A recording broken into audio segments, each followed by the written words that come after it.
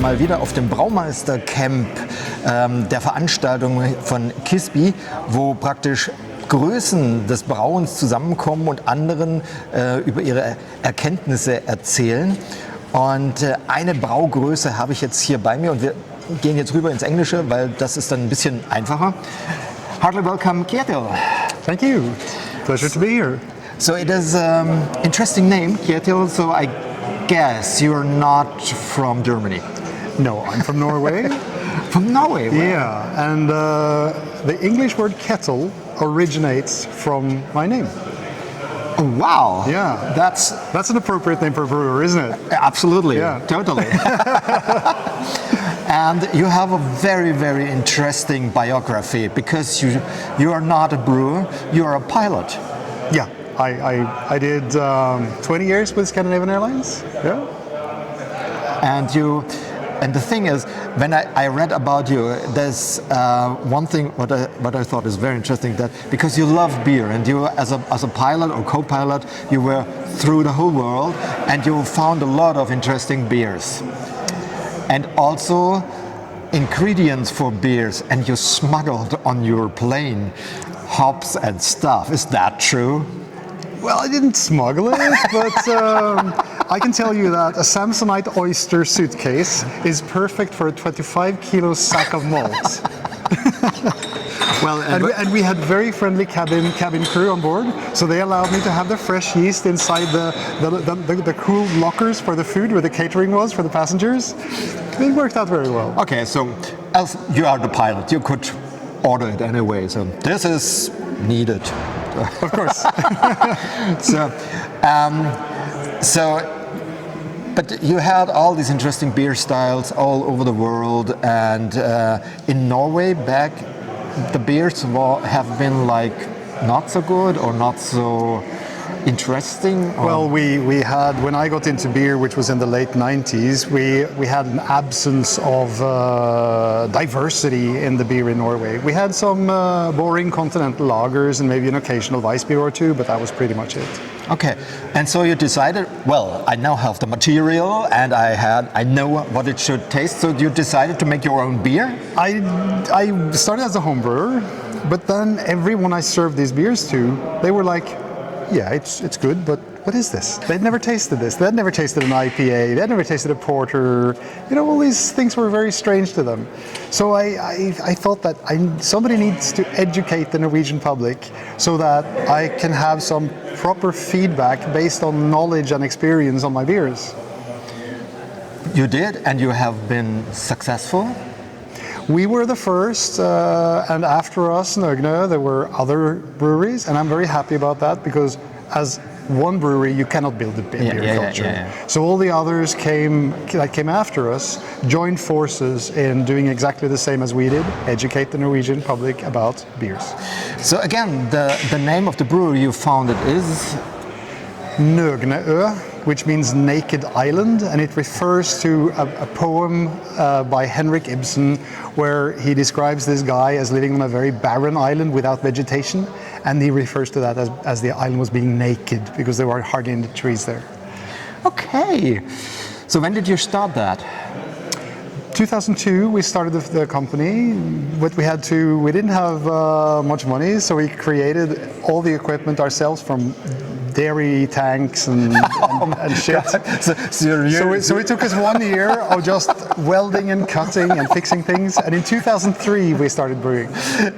Well, I think I cannot even think of doing all this stuff like, oh, we need a tank, okay, let's look around what we do have part of a plane, maybe. Well, that's exactly what we did. Oh, great. That's exactly what we did. We found different equipment and we thought, what can we do with this? Can we use it? Okay, and the equipment we had, or the parts we found, you know, scrap metal and shit, was governing the direction of how we were developing the total brewing solution to a brew system.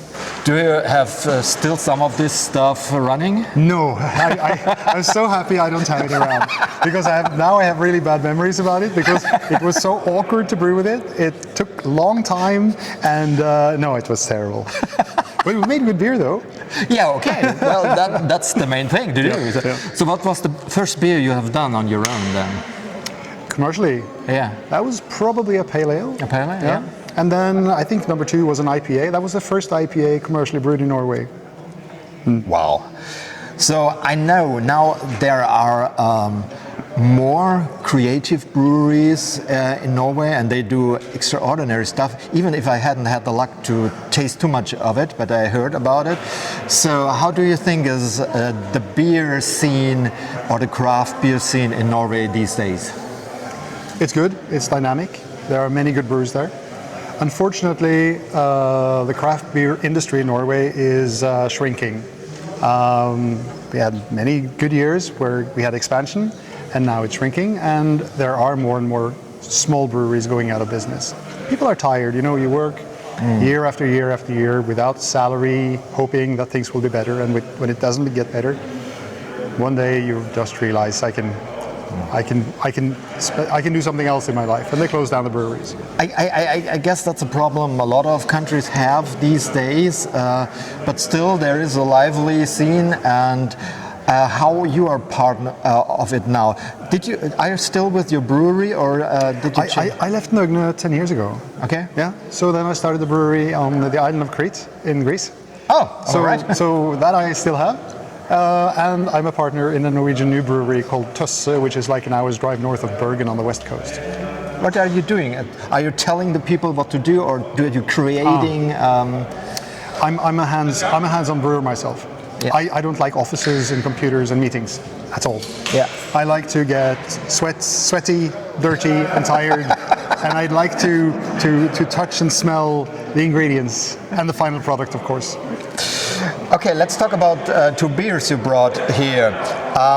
Let's start with that one. We tasted that before. What is it?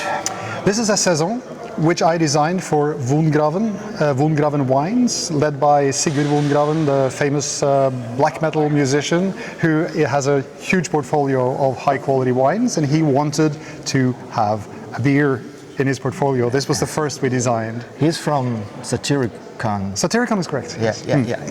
As far as I know. I'm an old metalhead, but I had to recall it, but yeah. So I thought this is a very good beer, so we tasted it before. But the more interesting is that you told a great story about it. Would you tell me what's behind that? Well, it's quite simple. He's a wine guy, and he likes wine-oriented flavors.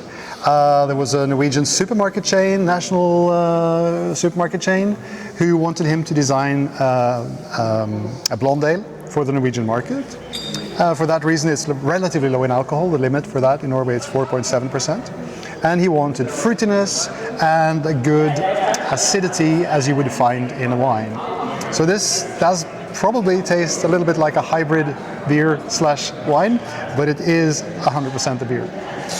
I tasted it, and I was, when I tasted it, a little bit irritated because I thought of a regular blonde beer, and then this acidity. I was not in the beginning sure if probably something happened to the beer, but with the story behind that it should taste winey, it perfectly fits. But I guess you need to know it. Probably, yes. Probably. Yeah. Tell me something about the artwork, because I love it. Yeah, it's Sigurd loves Edvard Munch, and it's on both of these two there are Edvard Munch paintings. So was it easy to? Could you just use it?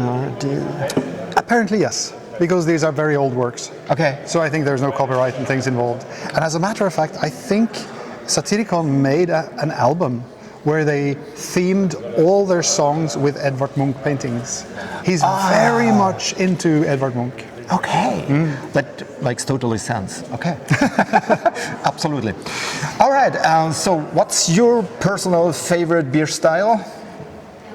I like fruity notes, so there are two directions which I think takes me into the fruity world, and that would be IPAs and it would be Belgian saisons. Thank you very much for the talking. Very nice to be here, thanks, and nice to talk to you. Bye.